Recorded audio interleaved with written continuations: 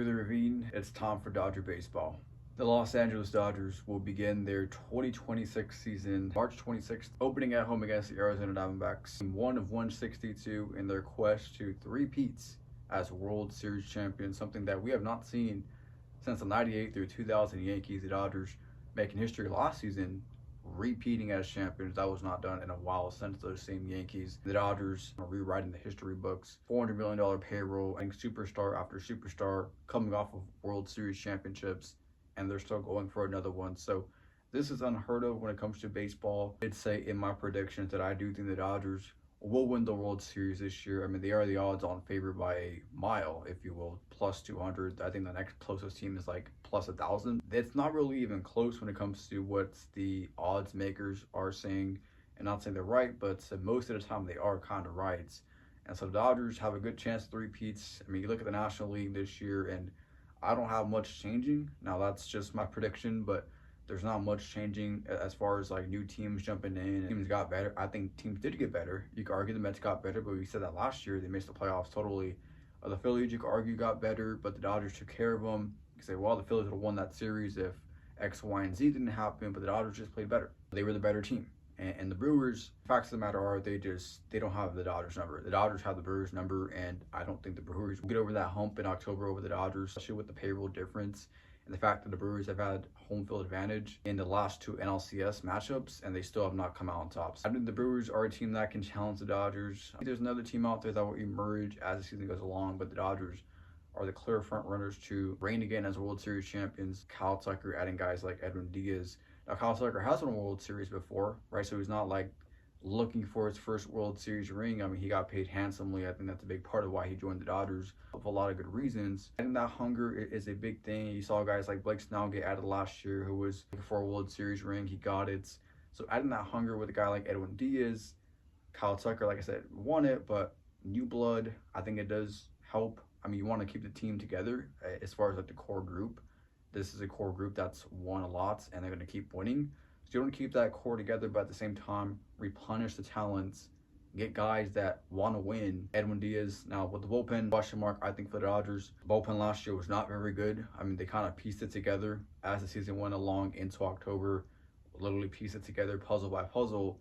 So I got like Roki Sasaki come out of nowhere and have an amazing October. He's looked terrible this spring training. We'll see how he does in the season to begin the rotation. Yamamoto being the hero in Game 7 coming out of the bullpen. So it was not an elite bullpen last year. In fact, it was a bottom third of the league bullpen. Similar, again, this year, I don't think we're going to see some elite Dodger bullpen. Now, maybe I'm wrong. Even with the addition of Edwin Diaz, who I think is a good pitcher, obviously, I don't think the Dodgers are going to have some top-tier bullpen unless Tanner Scott turns it on, which I don't know that he will. He has not shown it in spring training. Last year was a big sample size, and again, I'm not all that confident in Tanner Scott to be the guy.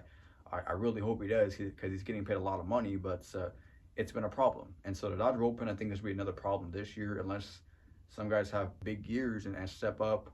I think you're going to see another struggling Dodger bullpen, which is why I don't think the Dodgers are going to win 110 games. Like, people say, oh, they're going to hit the over 100 wins. Playing for October, load managing is the Dodgers' MO. You will have guys take a vacation day or week off in the season for just no apparent reason. You will see guys do that.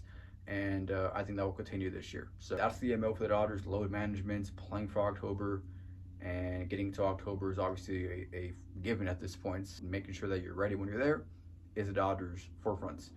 Offensively, I think they're obviously really, really good. Not all that enthused with the send down of Ha-Seong Kim to begin the season. Now, this is going to be a huge points probably in July or whatever, but Alex Freeland to start every day at bats over a guy like Ha-Seong Kim, who I think is a more versatile player, fits into the Dodgers system better than Alex Freeland. And I have people telling me, oh, Alex Freeland is the better prospect or higher upside, which is just total baloney, by the way. And baloney, it just is.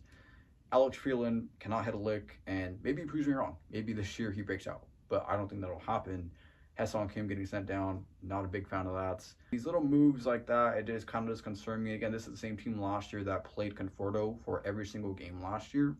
Of course, they had the smarts to bench him in the postseason, but we as Dodger fans had to endure 162 games of Michael Conforto hitting a $180 or even less than that. So it was a tough watch in left field. The Oscar is back in left field, which I love. I think he loves that as well. Gonna have a monster year.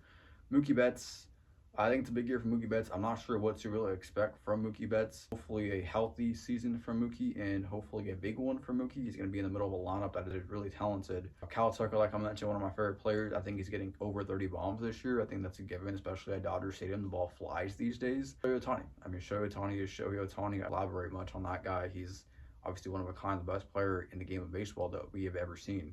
We expect Shohei things this year. Maybe another MVP is very likely in the future for Shohei Ohtani. And yeah, this Dodger offense I expect to be the best in baseball, if not one of the best in baseball, obviously.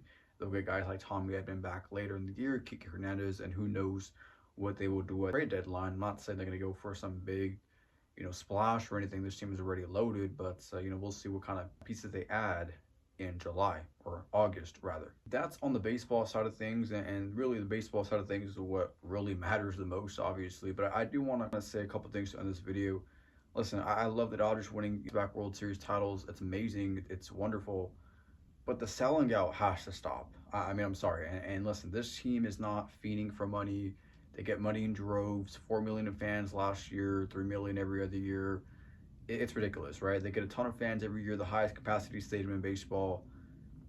They get a lot of money. And not only do they get a lot of money from the fans locally, they get a lot of money from sponsorships. And there's a point where there's too many sponsorships, okay? At some points, enough is enough. And changing the name from Dodger Stadium to Uniqlo Field, it's just ridiculous. Okay, I'm sorry. I mean, you do one thing like putting an ad on the field, right? It's like, okay, but that happened like a few years ago. It's like, okay, we'll suck it up. You do another thing like putting an ad on the uniform, disgracing the Dodger uniform by putting a Guggenheim patch. I mean, come on. And listen, I understand that's the ownership group, but my goodness. I mean, we understand that there's literally a billboard at the stadium with Guggenheim on it. We do not need it on our sacred Dodgers uniforms. And then you go another step further, take away the name from Dodger Stadium. And I don't want to hear the people in the comments talking about, oh, it's still Dodger Stadium. It's not. I'm sorry, it's not. And it's pretty blatantly obvious it's not. You can pretend it is all you want. The facts of the matter are it's not.